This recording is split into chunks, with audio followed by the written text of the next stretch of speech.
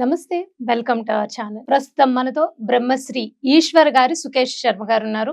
ఆయన Indian Vedic scientist. So ఆయనతో ఇప్పుడు మాట్లాడదాం. సార్ నమస్తే. సార్ నమస్కారం అండి. గురుగారు, ఆర్థిక సమస్యలతో చాలా మంది ఇబ్బంది పడుతూ ఉంటారు.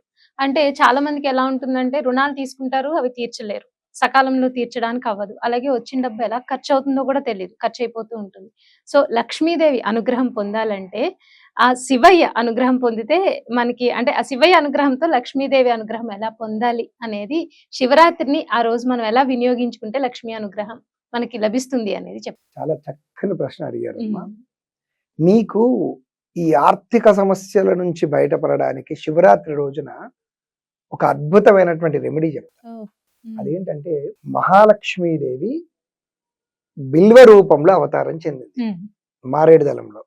అందుకని శివరాత్రి రోజున పెద్ద ఆకులు ఉన్నటువంటి ఒక 3 దళాల మారేడు దళాన్ని తీసుకొని ఈ మారేడు దళానికి కుడి వైపున మనం ఎవరికైతే డబ్బులు ఇయ్యాలో వాళ్ళ పేర్లు రాయాలి. కుడి వైపున, ఎడమ వైపున మనకెవరైతే డబ్బులు ఇయ్యాలో వాళ్ళ పేర్లు రాసుకో.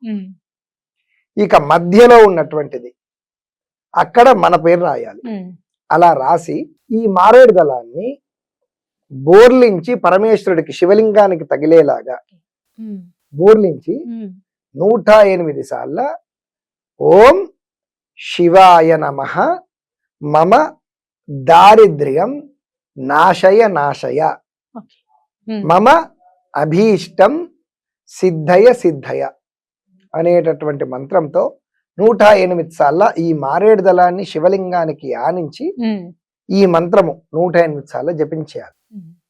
జపం చేసిన తర్వాత ఈ మారేడు దళాన్ని ఎక్కడా కూడా తొక్కని ప్రదేశంలో భూమిలో పాతిపెట్టి ఇలా చేస్తే 41 రోజుల్లో వీళ్ళకు ఉన్నటువంటి ఆర్థిక సమస్యలు తొలగిపోతాయి, లేదా వాటిని తొలగించే విధమైనటువంటి పరిష్కారాలైన వీళ్ళకి కనబడతాయి. చాలా చిన్నది కానీ ప్రభావవంతమైనటువంటిది, అత్యంత ప్రభావవంతమైన. అంటే ఇది గుడిలోనే చేయాలా అండి, లేకపోతే ఇంట్లోనే చేసుకోవచ్చు, గుళ్ళో చేసుకోవచ్చు, స్త్రీ పురుషులు ఇద్దరూ చేసుకోవచ్చు. ఇలా చేయడం వల్ల ఇదవుతుంది. వీలైతే దారిద్ర దహన స్తోత్రం అని ఒకటి పరమేశ్వరుడిది ప్రత్యేకంగా ఉంది, అది చదువుకున్నా సంతోషమే. లేకపోతే ఇప్పుడు నేను చెప్పినటువంటి మంత్రముని వీళ్ళు ఒక బుక్ లో రాసుకొని 108 సార్లు అలా చేసుకోవాలి. ఓం శ్రీ శివాయ నమః మమ దారిద్ర్యం నాశయ నాశయ మమ అభీష్టం శీఘ్రం కురు కురు. ఇలా కూడా చెప్పుకోవచ్చు. ఇది ఇంకా ఈజీ. ఈ మంత్రముని చక్కగా ఒక బుక్ లో కానీ ఒక పేపర్ లో కానీ రాసుకొని ఈ మంత్రముని 108 సార్లు శివుడికి నేను చెప్పిన విధానంగా చేసుకోండి, శుభం కలుగు. ఇందాక నేను చెప్పినటువంటి మంత్రముని చక్కగా 108 సార్లు చేసుకుంటే 41 రోజుల్లో వాళ్లకు ఫలితం కనబడుతుంది. అంతేకాకుండా బాగా ఆర్థిక పరంగా ఇబ్బందులతో కాకుండా మనకు అనారోగ్యంతో కొంతమంది ఉంటారు, బాగా ఇబ్బంది అవుతుంటుంది.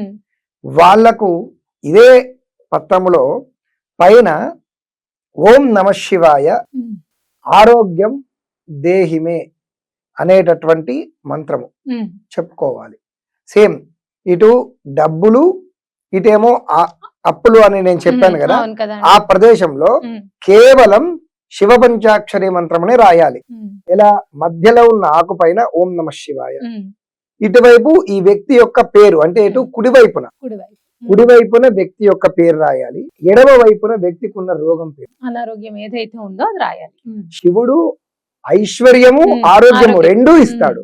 అప్పుడు ఐశ్వర్యం కొరకు ఏదైతే ఒక రెమెడీ చెప్పానో, మరి ఇప్పుడు ఆరోగ్యం కూడా కావాలి. చాలా మందికి రకరకాల ఆరోగ్య సమస్యలు ఉంటాయి, భూత ప్రేత పిశాచ బాధలు కూడా ఉంటాయి.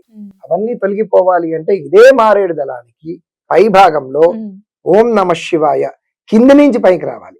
కింది నుంచి పైకి ఓం నమ శివాయ అని రాసి కుడి వైపున ఇతని పేరు, ఎడమ వైపున ఇతనికి ఉన్నటువంటి రోగం పేరు ఇది రాయాలి. ఇది రాసి దీని ఇలా పెట్టుకొని శ్రీ మృత్యుంజయ మహాదేవ త్రాహిమాం శరణాగత జన్మ ఆది వ్యాధి జ్వర పీడైః పీడితం కర్మబంధనై నమ శివాయ సాంబాయ హరయే పరమాత్మయే మమ ఆరోగ్యం దేహి దేహి మృత్యుంజయ. ఈ మంత్రాన్ని చక్కగా 21 సార్లు జపిస్తే వాళ్లకు అనుకున్నటువంటి కోరికలు సంపూర్ణమైనటువంటి ఆరోగ్యము లభిస్తుంది. దీన్ని ఏం చేయాలి? ఇందాక ఐశ్వర్యం కొరకున్నటువంటి మారేడు దళాన్ని భూమిలో పాతిపెట్టమన్నా కదా, పెట్టాలని చెప్పారు. ఈ మారేడు దళాలను తినాలి, తినాలి. ఓకే. ప్రసాదంగా తినాలి. ఓకే. ఒంట్లో ఉన్న రోగాలన్నీ హరించకపోతాయి. ఓకే. ఇప్పుడు 2 కోరికలు ఉన్నాయండి, అది ఉంది ఇది ఉంది. అప్పుడు రెండు చేయాలి. 2 అంటే ఒకరే 2 విధాలుగా చేసుకోవాలి. ఒక దానిపైన ఒకటి పెట్టాలా అప్పుడు, లేకపోతే ఒకటి పెట్టి ఒకసారి అది అయిపోయిన తర్వాత దాన్ని తీసేసి అంతే కదమ్మా, అంతేనా అండి? అంతే. ఓకే. ఒకదాని తర్వాత ఒకటి. ఇది 108 సార్లు చెప్పాను. ఐశ్వర్యంది ఆరోగ్యంది 21 మాత్రమే. ముందు ఒకటి చేసుకుని ఎప్పుడైనా సరే ముందు ఆరోగ్యంది పెట్టాలి. అలాంటి సమయంలో 2 ఉన్నప్పుడు ముందు ఆరోగ్యం. దేహి సౌభాగ్యం ఆరోగ్యం దేహిమే పరమం సుఖం. మీకు 100 కోట్లు వచ్చినా అనుభవించడానికి ఆరోగ్యం లేకపోతే మీరు ఎలా అనుభవిస్తారు? ముందు మీకు ఆరోగ్యం కావాలి, దానివల్ల ఆయుష్ ఆరోగ్యము 2 ఉంటే తర్వాత సంపదలు కదమ్మా.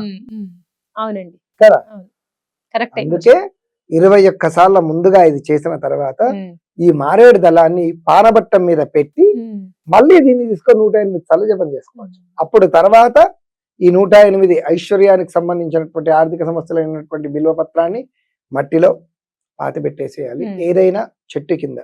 అలానే దీనిని తినేసేయాలి. అది ఇప్పుడు రాసే కలర్ పెన్ ఏదైనా కలర్ చేంజ్ ఉండాలి అట్లా? పెన్నుతో కాదు, గంధంతో రాయాలి.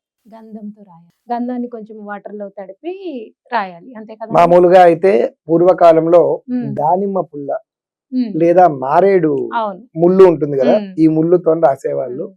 ఇప్పుడు దాంతో రాస్తే చినిగిపోతుంది, ఎందుకంటే దానికి ఎక్స్పీరియన్స్ ఉండాలి అలా రాయాలి అంటే.